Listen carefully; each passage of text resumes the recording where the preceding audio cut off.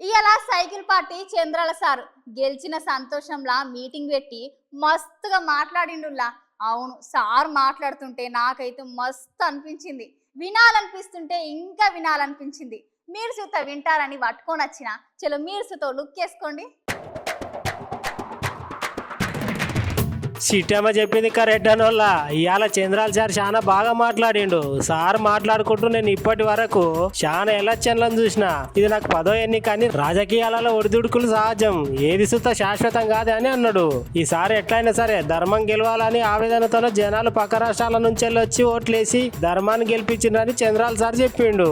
నేను చాలా ఎన్నికలు చూశాం. 10వ ఎన్నిక నిన్న. అంటే ఇన్ని ఎన్నికలు చూసిన, అంటే ఎన్నికలు చూడడమే కాకుండా ఈ ఎన్నికలన్నీ at the helm of affairs ఉండి ఎప్పటికప్పుడు సమీక్షలు గాని ఇవన్నీ నిర్వహించడం కూడా చేశాం. రాజకీయాల్లో ఒడికిదుడుకులు సాధారణంగా ఉంటాయి. ఎవరు శాశ్వతం కాదు.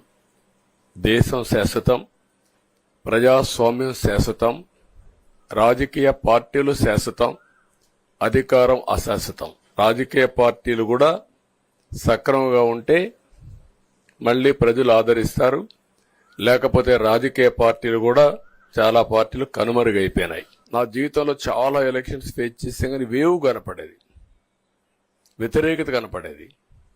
కానీ ఈ ఎలక్షన్లో ఎక్కడో అమెరికాలో ఉండే వ్యక్తి ఒక 5 లక్షలు 10 లక్షలు ఖర్చు పెట్టుకొని నేను రావాలి, ఓటేయాలి, రాష్ట్రం నిలబడాలి, ప్రజలు గెలవాలి అనే ఆవేదనతో వచ్చారు. ఎక్కడో పక్క రాష్ట్రాల్లో ఎక్కడో కడుపు నిండడం కోసం కూలి పనులకైనటువంటి వ్యక్తులు, పాచి పనులు చేసుకునే వ్యక్తులు సొంత డబ్బులు పెట్టుకొని నేరుగా ఇక్కడ రైల్వే స్టేషన్లో చూస్తే, బస్ స్టాండ్లో చూస్తే భోజనం కూడా ప్యాక్ చేసుకొని తీసుకొచ్చి ఇక్కడ భోంచేసి ఓటేసే పరిస్థితికి వచ్చారు.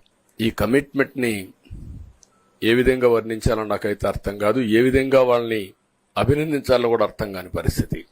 మేము అన్ని ఎన్నికల కంటే ఇది ఒక తెలుగుదేశం పార్టీ చరిత్రలో, ఆంధ్రప్రదేశ్ రాష్ట్ర ప్రజల చరిత్రలో సువర్ణాక్షరాలతో లిఖించదగ్గ ఎన్నిక.